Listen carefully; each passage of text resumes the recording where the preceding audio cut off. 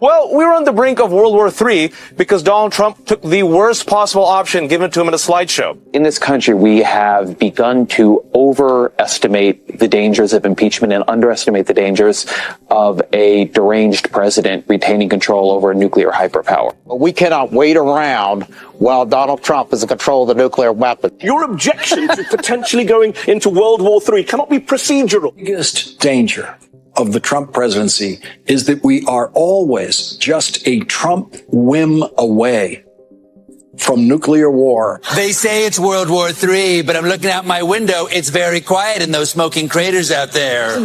Has to be told that it's his job to avoid World War III. One Democratic congressman sent me a note this evening and say this president wants this war. A future administration needs to find a way to put an end to the forever wars. In new normal, and the new normal is forever war. But there's a big difference between ending the forever wars, which he wants to do responsibly, and what seems to be President Trump's rather itchy Twitter finger. The objective needs to be to end the forever wars. If Congress does not want to go to war, now is the time to start putting restraints on this president. And again, they've been giving him green lights all the way. Maybe it's because we're going to take on the military-industrial complex and end endless wars. Every American needs to wake up to the shenanigans of the military-industrial complex and how much hundreds of billions of dollars are spent only because of short-term profit maximization for military defense contractors as opposed to America's legitimate security needs.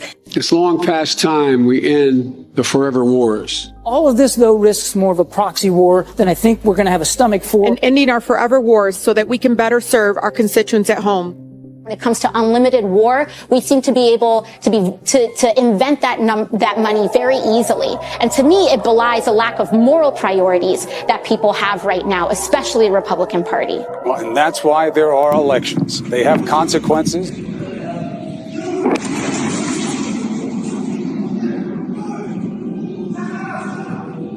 Message to Iran in this moment. Don't. Are American personnel and assets at risk, Mr. President? So let me ask you a question. How safe do you feel right now? Never mind the fact that millions of newcomers just walked through the border over the last year or so. They were completely unvetted from God knows where. And they may be planning God knows what. And we have Poo-Poo Diaper Joe shuffling around the White House telling Iran that his message is don't. Yeah, he said don't. He keeps saying don't, and he keeps getting ignored. Even the media is beginning to see Biden's fecklessness. The president also called on Iran not to retaliate, but they did anyway. What does that tell you? Well, again, what it tells me, as I looked at last night, what it tells me is that we can make good on our commitment to defend Israel. It tells me that Israel does have superior military capability. Just think about the hardware that Iran threw into the sky and how little damage that caused. I mean, that's a real testament to how strong the IDF is. He didn't answer the question. What it tells me is that the world knows that Biden is a clown. They have zero respect for the president of the United States. I don't know, maybe I'm a doubting Thomas, but I really don't think that whispering the word don't is going to strike fear into countries like Iran. How does saying don't work for your kids? Newsflash, it doesn't. I opened today's video with a walk down memory lane. I did that because I wanted to take you back, let you remember how the libnut media was actually saying that Donald Trump was going to start World War III. But somehow everything was calm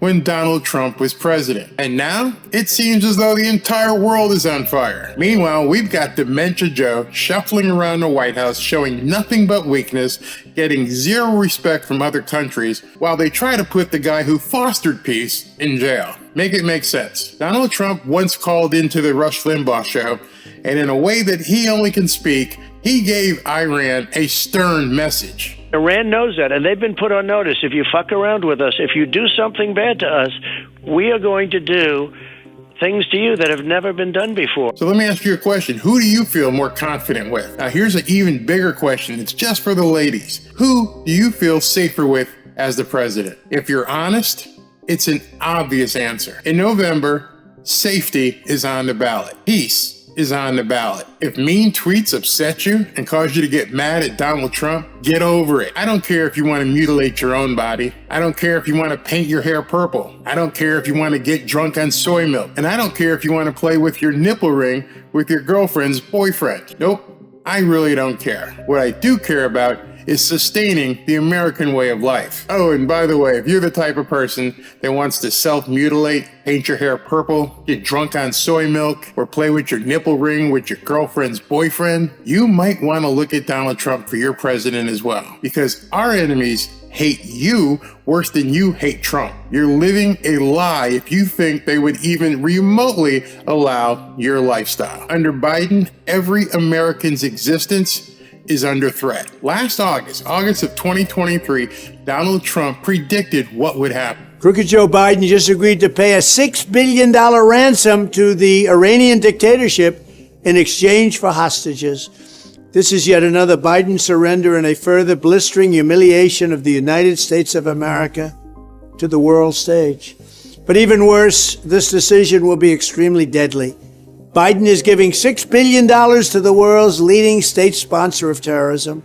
Biden's ransom payment will be immediately used to stoke violence, bloodshed, and mayhem throughout the Middle East and all around the world, costing countless innocent lives. Since October, when Iran financed the attack on Israel, and now with the attack yesterday, Donald Trump has been proven right. Last night, Donald Trump held a rally in Pennsylvania. Nearly 42,000 patriotic Americans showed up. Here's some of what he said about Iran's attack on Israel. We want Trump!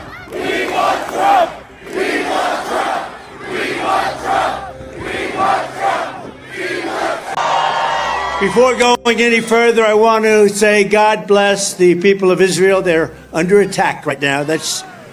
That's because we show great weakness. It would not happen. The weakness that we've shown is unbelievable, and it would not have happened if we were in office. You know that. They know that. Everybody knows that. But America prays for Israel. We send our absolute support to everyone in harm's way. This is an attack that would not have happened. I mean, to think about what we have to go through and the things we put up with the border. But we will return the world to peace through strength, and it'll happen very quickly. I will revive American strength abroad, and we will restore American strength at home. We were respected 4 years ago all over the world. Today, we are considered a joke. It's not going to be for long. Believe me, it's not going to be for long.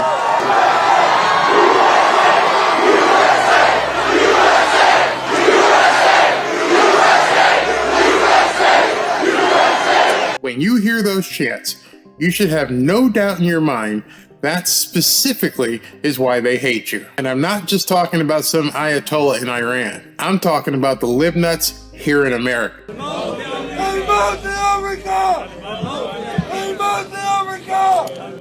Malcolm X said, and I quote, "We live in one of the rottenest countries that has ever existed on this earth. It's not Genocide Joe that has to go. It's the entire system that has to go.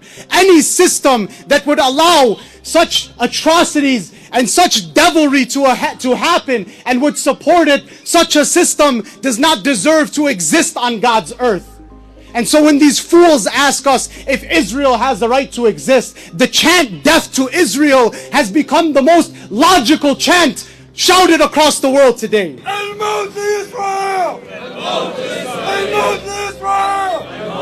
I bet many of you haven't seen that clip before. They're already here in America. That wasn't from some faraway land. That was from Dearborn, Michigan, right here in the United States. It's amazing to me.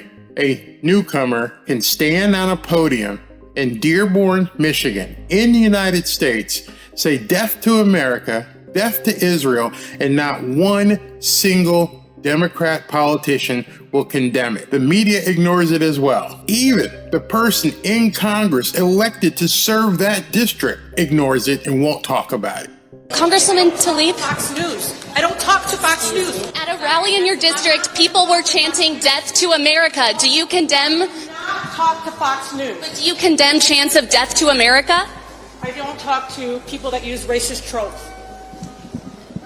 Why can't you just say whether or not you condemn people chanting death to America? Why are you afraid to talk to Fox? Fox News is not listen, using racist tropes towards my community is what Fox News is about, and I don't talk to Fox News. Is death to America racist? Fox News. Is chanting death to America racist? I'm talking about your guys' racist tropes.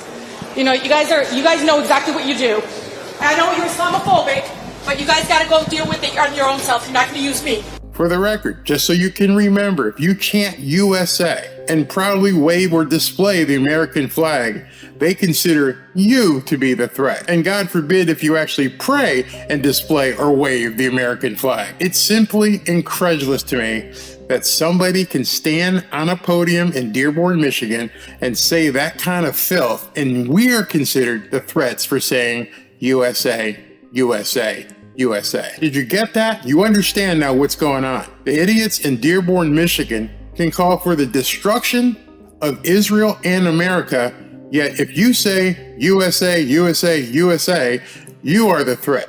You got it? Is it sinking in yet? We're in big trouble for sure. Obama sent pallets of cash to Iran in the dark of night. Meanwhile, Biden sent billions of dollars to Iran and removed sanctions. You know who didn't give Iran billions of dollars? Donald Trump. Now we can turn on the television every single night and see clearly how much closer to World War III we really are. And it all could have been prevented. And what you have to understand is that it's all on purpose. It's 100% intentional. The movie you're watching isn't playing out by accident, and it's not because of stupidity. Everyone would know what the likely result would be if you send Iran billions of dollars. So despite how it appears, I don't think Dementia Joe is really that stupid. And I definitely don't think his puppet masters are that stupid. It's 100% intentional, and too many people are sitting around allowing it to happen. And what's scarier is that there are so many people in America who want it to happen, even in our own government. Just remember, President Trump said, don't do it, and they didn't. Biden said, don't do it, and they did. So who do you want protecting America? I want this guy. Everything wrong. Think of it.